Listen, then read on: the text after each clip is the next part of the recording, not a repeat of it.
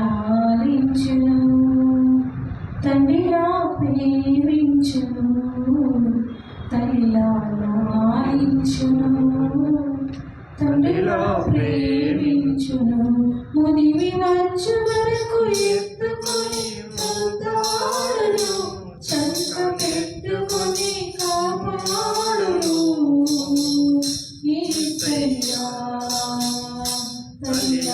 తగిలాలించును తండ్రిలా ప్రేమించును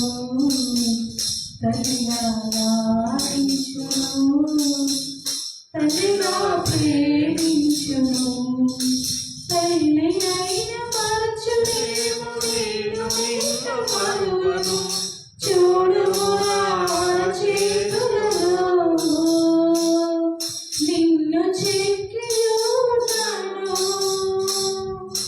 తల్లినైన మరచులేము నేను నిన్ను మరువను చూడుము నా చేతులలో నిన్ను చెక్కియున్నాను నీ పాదముతో క్రీడ నీయడలేను నిన్ను కాపాడువాడు కొలుకడు నిరపో నీ పాదముతో క్రీడ నీయడలేను నిన్ను కాపాడువాడు కొలుకడు నిరపో అని చెప్పి వాగ్దానం చేసిన యేసయ్యా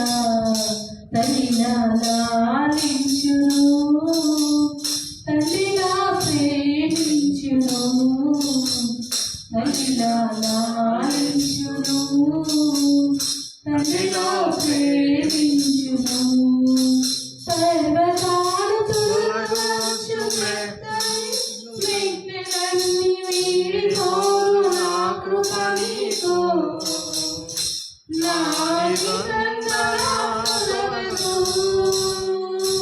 పర్వతాలు తొలగించు మెట్టెలన్నీ వీడిపోను నా కృప నీకు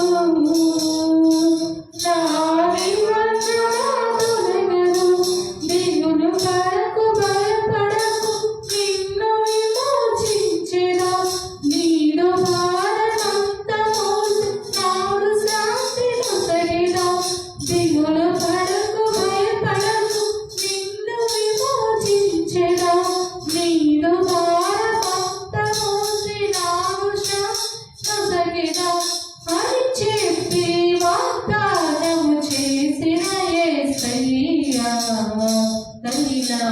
తగిలాలించును తండ్రిలా ప్రేమించును తగిలాలించును తండ్రిలా ప్రేమించును ముదిమి వచ్చు వరకు ఎత్తుకొని ముద్దాడును చంక పెట్టుకొని కాపాడును యేసయ్యా తగిలాలించును తండ్రిలా ప్రేమించును.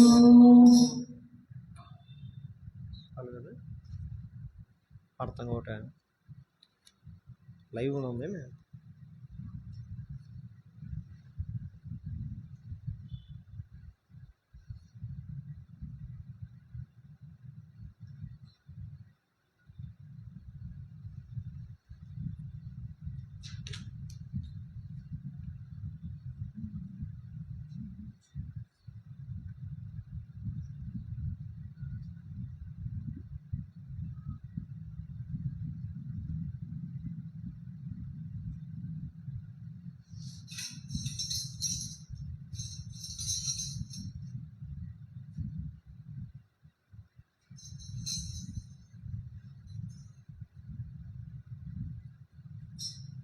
Thank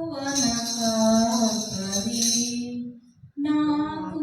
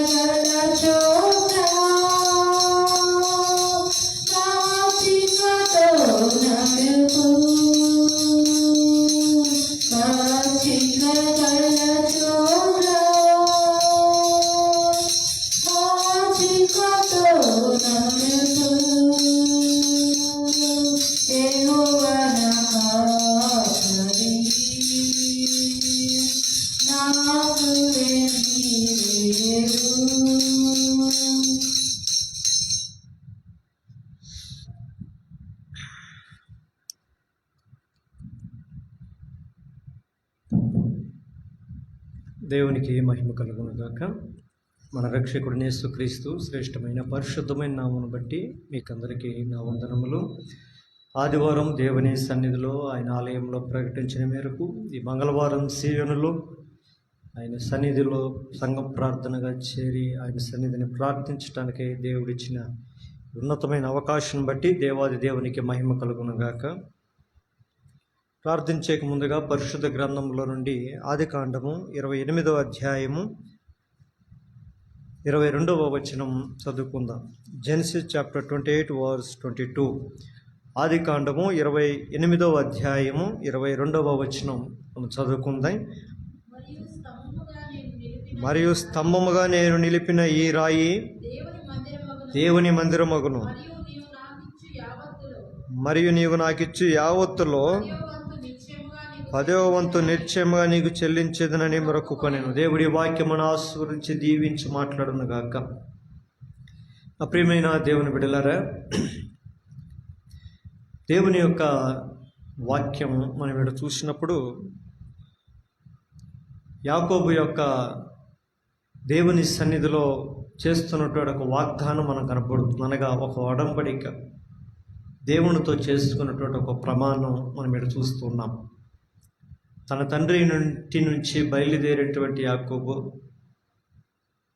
చీకటబడిన వేళ మార్గం మధ్యలో ఒక ప్రాంతంలో తను పడుకున్న తర్వాత పడుకోవటానికి ఒక రాయిని తీసుకొని తలగడగా చేసుకొని అక్కడ నిద్రిస్తున్నప్పుడు దేవుని యొక్క దర్శనం చూస్తాడు. తర్వాత మేలుకొని ఆ స్థలంకున్న ప్రత్యేకత గుర్తిరిగి ఇది దేవుని మందిరమే కానీ మరొకటి కాదు అని చెప్పి ఆ మందిరము గుర్తుగా ఉండునట్లుగా ఆ మందిరములో, దేవుని మందిరములో ఒక ప్రమాణం చేసుకుంటాడు. నేను వెళుతున్నటువంటి నా ప్రయాణంలో నీవు నాకు తోడుగా ఉండి, ఇక్కడ అంటాడు 15వ వచనంలో, ఇదిగో నేను నీకు తోడయుండి నీ వెళ్ళు ప్రతి స్థలమును నేను కాపాడుచు ఈ దేశమునకు నిన్ను మరలా రప్పించదునని నేను చెప్పేది నెరవేర్చే వరకు నేను విడవను అని దేవుని మాట అక్కడ విన్న తర్వాత ఆయన ప్రమాణం కూడా మనం చూడొచ్చాడు.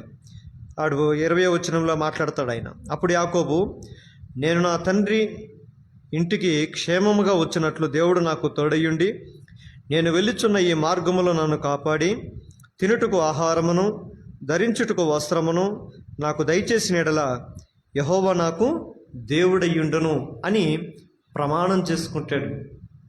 దేవుడు తనకు వాగ్దానం ఇచ్చాడు. ఇతను దేవుని దగ్గర ఒక ప్రమాణాన్ని కోరుకుంటూ అది నెరవేరితే నా జీవితంలో ఆయన నాకు దేవుడై ఉంటాడు, తద్వారా నేను కోరుకున్నది నేను పొందుకున్న తర్వాత నేను ఖచ్చితంగా ఈ స్థలాన్ని నేను జ్ఞాపకం చేసుకొని తనకు తలగడగా ఉంచుకున్నటువంటి ఒక రాయిని తీసి అక్కడ నిలవబెట్టి ఆ రాయి మీద నూనె పోసి ప్రార్థన చేస్తాడు. ఆ స్థలానికి బేతేల్ అని పేరు పెడతాడు. Beth plus L. బెత్ అనగా నివాసము, ఎల్ అనగా దేవుడు. అంటే బేతేల్ అనగా దేవుని యొక్క నివాసం అనే అర్థం సూచిస్తుంది. ఈ దేవుని యొక్క నివాసంలో దేవుని మందిరముగా నిలబడటానికి గుర్తును సూచించేది ఏదన్నా ఉంది అని అంటే అది రాయి. ఆయన అంటాడు 22వ వచనంలో, స్తంభముగా నేను నిలిపిన ఈ రాయి దేవుని మందిరమవును. స్తంభముగా నేను నిలిపినటువంటి రాయి. యాకోబు ఏ రాయిని నిలవబెట్టాడు అంటే, రాళ్ళు చాలా ఉంటాయి అడవిలో, అన్నీ పడిపోయి ఉంటాయి. ఆ పడిపోయిన రాళ్ళల్లో ఏదైతే నిలబెట్టినదో అది గుర్తు సూచిస్తుంది. ఆ గుర్తింపబడిన నిలబడిన రాయే దేవుని మందిరానికి ఆధారం అవుతుంది అని ఆయన ఒక మాట చెప్తాడు. నా ప్రియమైన దేవుని సంఘస్థులారా, నువ్వు ఏ సంఘానికన్నా వెళ్తూ ఉండొచ్చు. నువ్వు వెళ్తున్న సంఘములో ఒక స్తంభముగా నువ్వు ఉండాలి. నువ్వు ఒక స్తంభముగా నువ్వు ఉండాలని అంటే నువ్వు లోకమును జయించేవాడిగా ఉండాలి. అందుకని ప్రకటన గ్రంథంలో అంటుంది వాక్యం, జయించు వారిని నేను నా మందిరములో వారిని ఒక స్తంభముగా చేసేదని అంటాడు. ఎవరైతే జయిస్తారు, ఏం జయించాలి? లోకమును జయించాలి. ఈరోజు చాలామంది లోకంలోని జయించలేక దేవుని మందిరములో నిలబడలేని రాయి వలె ఉంటున్నారు.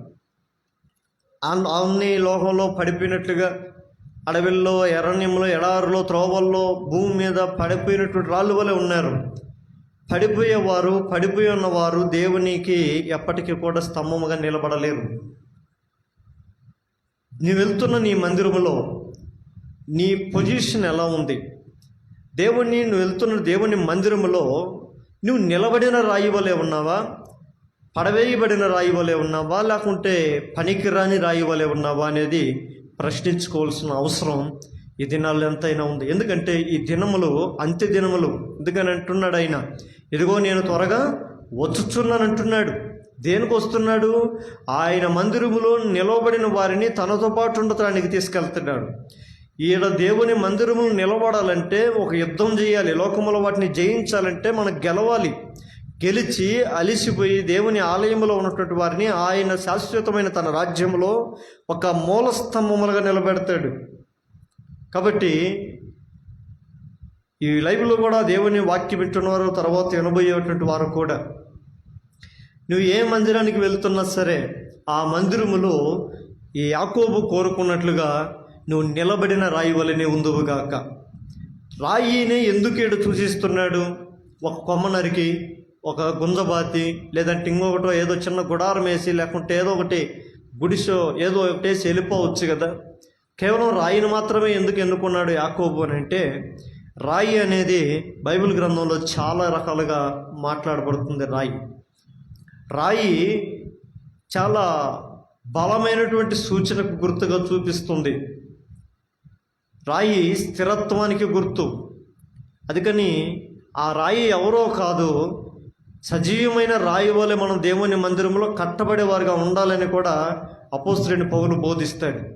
అంటే ప్రతి రాయి ఒక విశ్వాసాన్ని సూచిస్తుంది. దేవుని మందిరంలో ఉన్న నీవు ఒక రాయితో దేవుడు నిన్ను పోలుస్తున్నాడు. ఈ రాయి ఎప్పుడు సజీవంగా ఉంటుందయ్యానంటే నిలబడినప్పుడు సజీవంగా ఉంటుంది. నిలబడలేనిది ఎప్పుడు సజీవంగా ఉండదు. మనకందరికీ తెలుసు, మనం అడవిలో ఉన్నటువంటి ఒక నల్ల రాయి, అది ఎప్పుడైతే కంసాల చేతులకి వెళ్తుందో, చెక్కబడుతుందో, ఒక రూపం తెచ్చుకుంటుందో, అప్పుడు దాన్ని ప్రతిష్ఠించిన తర్వాత దానికి దైవత్వం అని పేరు జోడించి అది పూజలు అందుకోబడుతుంది, అది కనపరచబడుతుంది, ఒక విలువ తెచ్చుకుంటుంది ఆ రాయి. అదే రీతిగా దేవుని మందిరంలోకి వచ్చిన మనందరూ విశ్వాసాలుగా ఉన్నటువంటి మనందరము కూడా మన విశ్వాసానికి ఘనత కలిగేటట్లుగా మనం నిలబడాలని అంటే క్రీస్తు చేత మనం చెక్కబడి ఒక అమూల్యమైన శిల్పం వల్ల మనం నిలబడాలి. అపోస్తలుడైన పౌలు అంటాడు, నేర్పరైన మంచి శిల్పకారుని వల్ల నేను మిమ్ములను చెక్కి తిని అని అంటాడు. సంఘంలో ప్రతి విశ్వాసిని అపోస్తలుడైన పౌలు అంటాడు, ఒక నేర్పరకారైన శిల్పకారుని వల్ల నేను చెక్కినాను. అంటే నేర్చుకోలేనని కాదు, నేర్చుకున్న తర్వాత మిమ్మల్ని చెక్కినాను. మన ప్రభువైన యేసుక్రీస్తు యొక్క వాక్యం ద్వారా మనం చెక్కబడి దిద్దబడినప్పుడు మనం ఒక అమూల్యమైన శిల్పం వలె, ఒక స్తంభం వలె దేవుని ఆలయంలో మనం నిలబడతాం. ఆ ఆలయంలో మనం నిలబడినప్పుడు మనమే దేవునికి ఒక మందిరముగా మనం మార్చబడతాం. ఈ రాయికుండి విలువ అంత గొప్పది. ఈ రాయి దావీదు గొల్యాతును జయించటానికి ఏటిలోనికి వెళ్ళినప్పుడు ఆయన నున్నని 5 రాళ్ళను ఏరుకున్నాడు. ఈ రాయి నున్నగా అవటానికి కారణం ఏంటంటే ఆ ఏటిలో నీరు ఎప్పుడు ప్రవహిస్తుంటుంది. ఆ నీరు ప్రవహించి ప్రవహించి ప్రవహించి అందులోని రాయి చాలా నునుపుగా తేలుతుంటుంది. ఇక్కడ ఆ నీరు, ఆ ఏటు అనేది దేవుని సంఘాన్ని సూచిస్తుంది. ఆ సంఘంలో ప్రవహించే నీరు దేవుని వాక్యాన్ని సూచిస్తుంది. దేవుని వాక్యము మనలో ప్రవహిస్తున్నప్పుడు జీవజల ఓట అని దేవుడు వాక్యం సెలవిస్తుంది కదా. ఇర్మీయా అంటాడు, జీవజల ఓట అయిన నేను అని అంటాడు ఆయన. ఆయనలో మనం ఉన్నప్పుడు, మనలో ఆయన ప్రవహిస్తున్నప్పుడు మనము కూడా నునుపుదేలి ఒక బలమైనటువంటి దావీదు చేతిలో వాడబడినటువంటి రాయి గొల్యాతును కూల్చినట్టుగా ఈ లోకములో దేవుని చేతుల్లోనికి మనము కూడా చేరి అపవాది అయినట్టు సాతాను యొక్క బలమనంతటిని జయించుటకు కావలసిన శక్తిని ప్రభు మనకిస్తాడు. రాయిలో శక్తి లేదు, కానీ ఆ దావీదులో ఉండే విశ్వాసము బహుశక్తి కలిగినది. మనలో ఏ శక్తి లేదు, కానీ మనల్ని పట్టుకున్న దేవుడు మాత్రం శక్తి కలిగిన వాడు. అందుకని ఆయన బలవంతుడగు దేవుడు అని అంటుంది వాక్యం. రాయి చిన్నదే అవ్వచ్చు, కానీ అది విసిరిన వాడు విశ్వాసమున బలవంతుడు. ఒక దావీదు చేతిలోనే రాయి అంత బలముగా వెళ్ళి గొల్యాతును తాకి నేలను కూల్చినట్టుగా మరి బలవంతుడగు దేవుని చేతిలో మనము ఒక అంబుల పొదిలో దాచబడినటువంటి ఒక విల్లు వలె, ఒక బాణం వలె మనం ఉండాలనేది దేవుని యొక్క కోరిక. నా ప్రియమైన దేవుని బిడ్డలారా, జీవము కలిగిన దేవుని సంఘంలో మన పరిస్థితి, మన స్థితి రాయిని పోలై ఉండాలి. రాయి గాలికి కదిలింపబడదు, అది సామాన్యంగా గాలికి కదలదు. అది ఎంత పెద్ద వర్షమైనా సరే ఆ రాయి అక్కడ ఉంటుంది. దుమ్ము ధూళి మట్టి కణాలు కొట్టుకుని వెళ్ళిపోతాయేమో, కానీ రాయి నిలిచి ఉంటుంది. అనగా స్థిరత్వానికి గుర్తు. సంఘంలో మనము స్థిరులమై ఉండాలి. నా ప్రియమైన దేవుని బిడ్డలారా, నువ్వు వెళ్తున్న సంఘములో నువ్వు ఎలాంటి నిలకడగలిగిన వాడువై ఉన్నావు? సంఘముతో పాటు నిలిచేవాడు నువ్వు ఉన్నావా? సంఘముకు శ్రమ వచ్చినప్పుడు కొంతమంది దేవుని విడిచిపోయి వెళ్ళిపోయారంట. ఒకరోజు యేసు ప్రభువుని వెంబడించడానికి 11 మంది 12 మందే కాక బహుమంది 70 మంది శిష్యువులు ఆయన్ను వెంబడించారు. కానీ కొన్ని రోజుల తర్వాత వారందరూ దేవుని విడిచిపెట్టి వెళ్ళిపోయారు. ఈరోజు దేవుని మందిరానికి చాలామంది వస్తుంటారు, వెళ్తుంటారు, కానీ దేవుని మందిరంలో నిలిచేవారుగా మనం ఉండాలి. అందుకని దావీదు అయితే అంటాడు, నేను దేవుని మందిరంలో పచ్చని చెట్టు వలె, ఒలివ చెట్టు వలె ఉంటాను. ఒలివ చెట్టులోని మంచి అమూల్యమైన శ్రేష్టాలు స్వభావాలు దాగి ఉన్నాయి. నా ప్రియమైన దేవుని సంగమా, ఈ రాత్రి మనం పరీక్షించుకోవాల్సిన విషయం, దేవుని మందిరంలో స్తంభముగా మనం నిలబడాలి. ఎందుకనంటే తన కొరకు నిలబడిన వారిని ఆయన కొనుక్కోవటానికి రాబోతున్నాడు. ఒకరోజు నువ్వు ఏ దేవుణ్ణి అయితే నమ్మావో, ఏ రాజ్యం కొరకు ఎదురు చూస్తున్నావో ఆ రాజ్యం నువ్వు చేరాలంటే దేవుని మందిరములో నువ్వు నిలవబడి కనిపెట్టుకునే తత్వం నువ్వు కలిగిన వాడివై ఉండాలి. ఆయన పట్ల ఆకాంక్ష కలిగి ఉండాలి. దేవుని సంఘం పట్ల ఒక వాంఛ కలిగి ఉండాలి. అందుకని దావీదు అయితే ఒక మంచి మాట్లాడతాడు, నీ మందిరం గురించిన ఆసక్తి నన్ను భక్షిస్తుంది అని అంటాడు. ఆయన అపోస్తలుడైన పౌలు అయితే ఇంకొక మాట అంటాడు, అన్నిటికంటే నాలో అధికంగా చింత కలుగుతుంది, అన్నిటికంటే పెద్ద చింత ఏదన్నా అంటే దేవుని సంగముల విషయమైన చింత నాలో దినదినమును అధికమవుతున్నది అని అంటాడు. ఈరోజు మనకుండే చింతలే మనకు ఎక్కువ ఉంటాయి. దేవుని మందిరం గురించి పెద్ద చింత ఉండదు. అవన్నీ పాస్టర్ చూసుకుంటారులే, పాస్టర్ ఫ్యామిలీ చూసుకుంటారులే అనుకుంటూ ఉంటారు కొంతమంది. పరిచర్య విషయంలో కూడా సేవకులే చేసుకుంటారులే అని అనుకుంటుంటారు. కాదు, దేవుని మందిరం ఒక రాయితో ఒక ఇల్లు కట్టబడదు. అనేకమైన రాళ్ళు కలిస్తేనే అది దేవుని కట్టడగా, ఒక మంచి కట్టడగా కట్టబడుతుంది. అలా రీతిగా మనం కూడా ఈ లోకంలో దేవుని కొరకు ఒక రాజ్యంగా మనం ఏర్పడాలంటే సంఘంలో ఉన్న వారందరూ కూడా కలవాలి. ఆ రాయిలో జీవం ఉండాలి. ఆ జీవం ఉన్నప్పుడు అది ఫలిస్తుంది. దేవుని మందిరంలో పచ్చని చెట్టు అని దావీదు అన్నాడు కదా, ఆ చెట్టు ఫలించాలి, అందులో జీవం ఉండాలి. జీవం లేని చెట్టు ఫలించదు. అదే రీతిగా మనం కూడా ఫలించే వారంగా ఉండాలి. మనం ఫలించాలనంటే ఒకటే, యోహాను సువార్త 15వ అధ్యాయంలో అంటాడు, మీరు నా యందు నిలిచి ఉంటే మీరు బహుగా ఫలిస్తారు. దేవునిలో నిలిచి ఉండాలి, దేవుని సన్నిధిలో నిలిచి ఉండాలి, దేవుని ఆలయములో నాటబడిన వారై ఉండాలి, దేవుని మందిరంలో ఎదుగుతూ ఉండే ఖర్జూర చెట్టు వలె మూవు వలె వేసేవారుగా మనం ఉండేవారుగా దేవుని సన్నిధిలో ఉండాలి. ఈ రాత్రి మన ఆధ్యాత్మిక జీవితం ఎలా ఉంది? ఈరోజు చాలామంది దేవుని మందిరం అంటే చాలా నిర్లక్ష్యం. దేవుని మందిరాన్ని నిర్లక్ష్యం చేసేవాళ్ళు దేవుని చేత నిర్లక్ష్యం చేయబడతారు. దేవుని మందిరానికి దూరం అయ్యే వాళ్ళు ఒక రకంగా తెలుసుకోవాల్సిన భయంకరమైనటువంటి భయం గొలిపే విషయం ఏదన్నా ఉంది అంటే, దేవుని మందిరానికి మనం దూరం అవుతున్నామంటే దేవుని రాజ్యానికి మనం దూరం అవుతున్నామనే విషయం మనం ఎప్పుడు మర్చిపోకూడదు. మనం దేవుని సన్నిధికి మనం ఎంత సమీపంగా ఉన్నామంటే పరలోక రాజ్యములు అంత సమీపంగా ఉంటామనే విషయం ఏ క్రైస్తవుడు కూడా ఎప్పటికీ కూడా మరిచిపోకూడదు. కాబట్టి నువ్వు దేవుని రాజ్యంలో పాలుపంపులు పొందుకోవాలనంటే నువ్వు దేవుని సంఘములో కూడా నువ్వు పాలుపంపులు పొందుకోవాలి. సంఘములో పాలుపంపులు నువ్వు పొందుకోవాలనంటే సంఘములో నిలిచే అనుభవం కలిగిన వాడివై నీవు ఉండాలి. అందుకని ఎలీషా అంటాడు, నేను యెహోవా సన్నిధి నిలిచి ఉన్నాను అంటాడు. దేవుని సన్నిధిలో మనం మొదటగా నిలిచేవారంగా ఉండాలి. మొదటగా విశ్వాసములో ప్రతి క్రైస్తవుడు నిలిచేవాడై ఉండాలి. విశ్వాసం లేకుండా ఆయనలో ఉండటం మనకు అసాధ్యమవుతుంది. ఆయనలో నిలిచి ఉండాలి. రెండవదిగా పరిశుద్ధతలో నిలిచి ఉండాలి. ఇదిగో నువ్వు నా కట్టబోతున్నటువంటి మందిరం అది పరిశుద్ధమైనది అని అంటాడు. దేవుని మందిరములో మనం పరిశుద్ధమైన వారుగా ఉంటేనే నిలబడగలుగుతాం. ద్రోహులుగాను అవినీతిమంతులుగాను ఈ రీతిగా భక్తిహీనులుగాను ఉంటే మనం దేవునికి దూరంగానే ఉంటాం. రెండవదిగా దేవుని మందిరములో మనం నిలబడాలి అని అంటే క్రమం కలిగిన వారమై ఉండాలి. అందుకని క్రమం లేకపోతే దేవుడు ఒకరోజు అంటాడు, అక్రమం చేయవరల నా ఎదుటి నుంచి తొలగిపోండి అని అంటాడు. క్రమం కలిగిన వారు దేవుని చేతులు వాడబడతారు. క్రమం తప్పితే దేవుని చేత తరిమివేయబడతారు. దావీదు దేవునికి క్రమం కలిగిన వాడు, సౌలు క్రమం కలిగిన వాడే కానీ మధ్యలో క్రమం తప్పాడు. తద్వారా దేవుని క్రమంలో నుంచి తప్పించబడ్డాడు. నువ్వు దేవుని క్రమంలో నువ్వు వృద్ధి చెందాలేనంటే అది కష్టమైన, ఇబ్బంది అయినా, శ్రమ అయినా, ఎలాంటిదైనా సరే దావీదు వలె నీవు దేవునిలో నిలిచి ఉంటే ఒకరోజు వీటన్నిటి నుంచి విడిపించి దావీదును దేవుడు ఏ రీతిగా అభిషేకించి రాజుగా నిలబెట్టుకున్నాడో నీ శ్రమల మీద, నీ కష్టాల మీద, నీ సమస్యల మీద నా ప్రభువు ఒకరోజు నిన్ను జై జీవితమును అనుగ్రహించి నిన్ను నిలబెట్టడానికి శక్తి కలిగిన వాడుగా ఉన్నాడు. కాబట్టి ఈ మాటలు మనం చూసుకున్నప్పుడు దేవుని మందిరముగా మనం ఉండాలి. ఈ రాత్రి మనం చేసుకోవాల్సిన బలమైన తీర్మానం, ఈ అంత్య దినాల్లో మన స్థానం ఎక్కడుంది, మనం ఎక్కడ నిలబడి ఉన్నాం అనేది ఒకసారి పరిశీలన చేసుకోవాలి.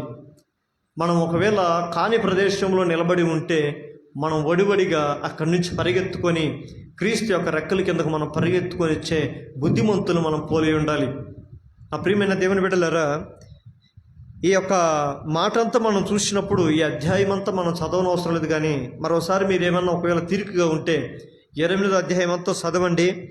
ఆడ జరుగుతున్నటువంటి ప్రతిదీ కూడా ఈడ మనం చూసినప్పుడు 10వ వచనం నుంచి చూసినప్పుడు మనకి చాలా అమూల్యమైనటువంటి విషయాలు మనకి ఇక్కడ కనబడతాయి. ఆయన బెయేర్షెబా నుంచి బయలుదేరి హారాను వైపు వెళ్తూ ప్రొద్దుగుంకిన తర్వాత ఒక సాయంకాల సమయంలో ఒక రాత్రి అక్కడ నిలిచిపోయి అక్కడ పండుకుంటాడు. అక్కడ పండుకున్న తర్వాత ఒక రాయిని తీసుకొని తలగడగా చేసుకొని పండుకున్న తర్వాత రాత్రి కలగనటము, ఆ కలలో ఒక నిచ్చెన కనపడము, దేవదూతలు ఎక్కటము దిగటము అవన్నీ చూస్తూ ఉంటాడు. ఆ తర్వాత అక్కడ దేవుని స్వరాన్ని కూడా వింటాడు. నేను నీ తండ్రి అయిన అబ్రహాము దేవుడును ఇస్సాకు దేవుడును అని చెప్పటం వింటాడు. దేవుని సన్నిధి అంటే, దేవుని మందిరములనంటే ఆయన స్వరం మనం వినే సన్నిధి స్థలం ఇది. ఎందుకంటే లోకములో ఉంటే ఆయన స్వరం మనం వినలేం, అది ఎక్కడంటే అక్కడ దొరకదు. ఆయన ఆలయంలోనికి రావాలి, ఆయన సన్నిధికి రావాలి. ఆయన సన్నిధిలోకి వచ్చిన తర్వాత ఆయన స్వరాన్ని మనకి నొప్పింపజేస్తాడు, ఆయన చిత్తాన్ని మనకు తెలియజేస్తాడు, ఆయన మార్గాన్ని, ఆయన విధానాన్ని మనకు బోధిస్తాడు. ఆ విధానంలో మనం నడవటానికి అవకాశం కలుగుతుంది. ఆ రీతిగా యాకోబు ఆ రాత్రి అక్కడ కానీ నివసించకపోయి ఉంటే, నిలిచి ఉండకపోయి ఉంటే గొప్ప దర్శనాన్ని కోల్పోయేవాడు. కానీ దేవుని మహాకృప, ఆయన నిలిచిన స్థలం అది దేవుని మందిరం కాబట్టి ఆయన సన్నిధిలో నిలిచిన ప్రతి ఒక్కరికి కూడా, యాకోబుకే కాదు నీకు నాకు మనందరికీ కూడా దేవుడు అభయాన్ని ఇచ్చేవాడు. ఆయన ఆలయంలో నిలిచి ఉంటే అభయాన్ని ఇచ్చేవాడు. యాక్చువల్లీ ఇతను స్థితి ఎలాంటిది అంటే, యాకోబు తన అన్నని మోసం చేసి, తండ్రిని మోసం చేసి, తన అన్నకు రావాల్సిన ఆశీర్వాదాలు దొంగిలించి ఒక దొంగగా, ఒక మోసగాడిగా వెళ్ళిపోతున్నాడు. ఒక దొంగ, ఒక మోసగాడు దేవుని ఆ సన్నిధిలో నిలబడినప్పటికీ దేవుడు తన ఎడల కృప చూపించినాడు. ఆ ప్రియమైన దేవుని బిడ్డలారా, నువ్వు ఎలాంటి పరిస్థితులను బట్టి, నీకున్నటువంటి కొన్ని చెడు ప్రవర్తనలు, చెడు కార్యాలను బట్టి నువ్వు లోకంలో తిరుగుతుంటే నీకు పశ్చాత్తాపం కలగదు. నువ్వు ఎలాంటి వాడివైనా సరే దేవుని సన్నిధికి వచ్చి ఆయన ప్రాయశ్చిత్తం కలుగజేయవాడు, ఆయన నిన్ను క్షమించువాడు, నిన్ను మన్నించువాడు. యాకోబును దేవుడు ఆ రీతిగా ఆశీర్వదించడానికి కారణం ఏంటంటే, యాకోబు దేవునికి భయపడినట్లుగా రాయబడి ఉంది. యాకోబు అప్పుడు ఎంతగానో భయపడిన ఉంటుంది. మనం దేవుని సన్నిధిలో నాటబడిన అనుభవంలో మనం ఉండాలి అని అంటే దేవునికి భయపడే అనుభవం కూడా మనకు ఉండాలి. ఈరోజు చాలామందికి దేవుడు అంటే భయం లేదు, చాలా వాటి గురించి భయం కలిగి ఉంటారు, కానీ దేవుని భయం లేదు. కాకపోతే అబ్రహాం ఒకరోజు ఒకటి అంటాడు, ఇక్కడ ఈ దేశంలో దేవుని భయం లేకపోవటను బట్టి నేను కట్టుకున్న నా భార్యను కూడా నేను చెల్లి అని చెప్పవలసిన దుస్థితి వచ్చింది. ఎందుకనంటే దేవుని భయం లేనివాడు మనుషుల్ని చంపటానికి కూడా వెనకాడడు. దేవుని భయము కలిగిన వాడు చాలా తన ప్రవర్తన కాపాడుకుంటాడు. ఈ యాకోబు యొక్క కుమారుడు, దేవునికి భయపడే యాకోబు, ఆయన గర్భవాసమును పుట్టినటువంటి యోసేపు, ఆయన పరిస్థితి మనందరికీ తెలిసిందే. పాపములో తనని ప్రేరేపించినప్పటికీ కూడా ఆయన అంటున్న మాట ఏంటంటే, నేను దేవునికి భయపడేవాడును, ఇటు పాపము నేను చేయను అని పాపమును విడిచి పారిపోయేవాడు. దేవునికి భయపడేవాడు లోక పాపంలో చిక్కుపడ్డు. ఈరోజు చాలామంది చిన్న చిన్న పాపాల విషయంలో చిక్కబడుతున్నారు. అందుకని అపోస్తలుడు పౌలు హెచ్చరిస్తున్నాడు, అతి సులువుగా చిక్కులు పెట్టే ప్రతి పాపమును విడిచిపెట్టి విశ్వాసమున కర్త అయినా దాన్ని కొనసాగించే యేసు వైపు చూస్తూ మీ ఎదుట ఉంచబడిన ఈ పరుగు పందెములు ఓపికతో పరిగెత్తుడి. ఎక్కడికి పరిగెత్తాలి? అదే ఆ దేవుని స్థలములోనికి, అదే దేవుని మందిరములోనికి నువ్వు వచ్చేవాడుగా నువ్వు ఉండాలి. నువ్వు ఇక్కడికి వస్తే నేను ఏదైతే తరుముతుందో వాటి నుంచి దేవుడు విడిపిస్తాడు. యాకోబును తన అన్న, తన తండ్రి నన్ను ఏం చేస్తారని భయంతో పరిగెత్తాడు. కానీ దేవుడు అక్కడ అంటున్న మాట ఏంటంటే, ఇదిగో నేను నిన్ను ఆశీర్వదిస్తాను, నీవు భూమి మీద నీ సంతానం ఇసుకరేణి వలె విస్తరిస్తుంది. అంత మాత్రమే కాదు, నువ్వు తూర్పు తట్టును, ఉత్తరము తట్టును, దక్షిణపు తట్టును వ్యాపిస్తావు. నేను నీకు ప్రతి స్థలంలో తోడయుండి నేను నిన్ను ఆశీర్వదిస్తాను, తిరిగి నేను ఈ దేశమునకు నిన్ను నడిపిస్తాను. దేవుని వాగ్దానం చూడండి, దేవుని ఉన్నతమైన వాగ్దానం చూడండి. నేను అంటున్న మాట ఏంటంటే, ఆయన పొందుకున్నటువంటి వాగ్దానాలు మనం జ్ఞాపకం చేసుకుంటున్నాడు. దేవుడిచ్చిన మాటలు జ్ఞాపకం చేసుకున్నాడు యాకోబు. ఒకరోజు తిరిగి అదే స్థలంలోకి వచ్చాడు.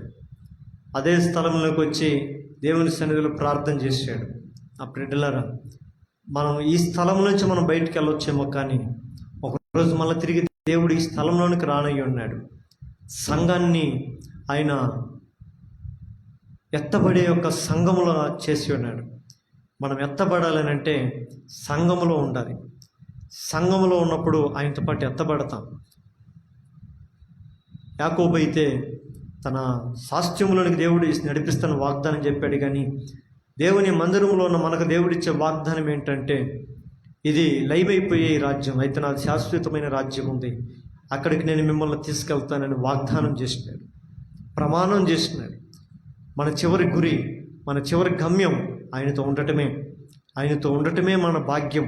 ఆయనతో ఉండటం కొరకే మనం ఆయన నమ్మి ఉన్నాం. ఆయనతో ఉండటం కొరకే మనం ఆయన్ని రక్షకుడిగా అంగీకరించి ఉన్నాం. అంతేగాని లోకములో ఉండే అప్పులు పోవాలని, రోగాలు పోవాలని, ఇంకొకటి పోవాలని దేవుణ్ణి మనం వాడుకోలేదు. దేవుడు లంచగొండి కాదు. దేవుడు ఆశలు చూపించి మనుషుల్ని మభ్యపెట్టేవాడు కాదు. అందుకని ఏడు చూస్తున్నాడు యాకోబు అయితే ఒక మాట కోరుకుంటాడు, నాకు తినుటకు ఆహారమును, ధరించుటకు వస్త్రమును నాకు దయచేస్తే దేవుడు నన్ను కాపాడి నా మార్గంలో నన్ను తినుటకు ఆహారమును, ధరించుకు వస్త్రము నాకు దయచేసినాడు యెహోవా నాకు దేవుడయ్యుండును అంటాడు. యాకోబు ఆ దినాల్లో కోరుకున్నది అది. కానీ యేసు ప్రభు అంటాడు, మీ దేహము కంటే వస్త్రముల కంటే దేహము, ఆహారం కంటే ప్రాణము విలువైనది కాదా అంటాడు. అట్టి దేహమును, అట్టి ప్రాణమును రక్షించటానికి యేసు ప్రభు లోకానికి వచ్చినాడు. ఈ రోజుల్లో చాలామంది, కొంతమంది ఈ ఆహారము, ఈ వస్త్రమే గొప్పదనుకున్నారు. యాకోబు దాన్ని పొందుకొని ఒకరోజు వాటిని బట్టి తనకు ధైర్యం లేదు. దేవుని సన్నిధిలో మళ్ళీ కూర్చొని ఏడుస్తున్నాడు, అయ్యా నన్ను ఆశీర్వదించు, వస్త్రాలు కావాలన్నావు కదా ఇచ్చాను కదా, ఆహారం కావాలన్నా ఇచ్చాను కదా, అవి కాదయ్యా నీ ఆశీర్వాదం కావాలి. ఆయన ఆశీర్వాదం ఏంటంటే ఆయనతో ఉండటమే, ఆయన సహవాసంలో ఉండటమే. ఈ కొత్త నిబంధనలోకి వచ్చిన తర్వాత శిశువులు నేర్చుకున్నది ఏంటంటే, బోధ యందును, సహవాసమందును, రొట్టె విరుచుటి యందును, ప్రార్థించుటి యందును ఎడతెగక ఉన్నారు. ఇది గొప్ప ఆశీర్వాదంతో కూడుకున్నటువంటి సంపద. ఈరోజు అటు సహవాసం, అటు బోధలో, అటు యొక్క ప్రార్థన గుంపులో నీవు నేను చేరేవారుగా ఉందుముగాక. ప్రార్థన చేసుకుందాం. రాత్రి మనం గుర్తు చేసుకోవాల్సినది ఒకటి, దేవుని మందిరంగా మనం పిలువబడాలి అంటే, దేవుడు నివసించే ఒక నివాసంగా మనం ఉండాలంటే, ఇక్కడ యాకోబు చేతులకి ఎలా వచ్చిందంటే, నేను నిలిపిన ఈ రాయి. ఈరోజు రాబోయే రోజుల్లో నీ కుటుంబం సంఘంలో ఒక స్తంభంగా ఉండాలంటే, నీ కుటుంబంలో దేవుడు నివసించాలంటే, నీవే ఒక ఆలయంగా దేవునికి ఉండాలనంటే, పడిపోయిన నీ స్థితి నుంచి నువ్వు నిలబడాలి. నేను నిలబెట్టుబడి నా దేవుడు, నువ్వు నిలబడని ఆశ కలిగి ఉంటే యేసు ప్రభుని హృదయంలోకి సంపూర్ణంగా స్వీకరించు. ప్రభు నేను నిలబడతాను, నన్ను అభిషేకించు, నీ రక్తంతో నన్ను ప్రోక్షించు, నన్ను శుద్ధీకరించు. నీ ఆలయముని ఉండాలని ఆశపడుతున్నప్పుడు దేవుడు నిన్ను ఒక ఆలయముగా, ఒక మందిరముగా దేవుడు నేను చేస్తాడు. ఆ రాయికి ఎటు బలం ఉంటుందో అటు బలము దేవుడు నీకు దయచేయటకు శక్తి కలిగిన వాడు. కాబట్టి ఆ రాయి ఎవరో కాదు, ఆ రాయి క్రీస్తే. ఆ రాయిలో నుంచే జనాలకి, ఇశ్రాయేలుకి మోషే నీరిచ్చాడు. ఈరోజు మనం కూడా అలాంటి రాయిగా ఉండాలి. అనేకుల యొక్క రక్షణ దాహము తీర్చే వరకు మనం సంఘంలో ఉండాలి. అంత మాత్రమే కాదు, కట్టబడే అనుకూలమైన రాయిగా మనం ఉండాలి. సజీవమైన రాయి వలె మనం ఉండాలి. దావీదు చేతులు నునుపైన రాయి వలె శత్రువును పడగొట్టడానికి శక్తి కలిగినటువంటి వారి వలె మనం ఉండాలి. కాబట్టి ఇలా మనం ఉండగలగాలి అంటే మనం దేవుని సన్నిధిలోనికి సజీవమైన రాయి వల్ల మనం కట్టబడాలి. కట్టబడిన ఇంటికి ఘనత వచ్చినట్లుగా నీవు కూడా దేవుని కొరకు కట్టబడాలని ఆశపడితే దేవుడు నేను పైకొప్పుగా ఉండి నిన్ను నీ కుటుంబాన్ని ఆశీర్వదించునుగాక. ప్రార్థన చేసుకుందాం.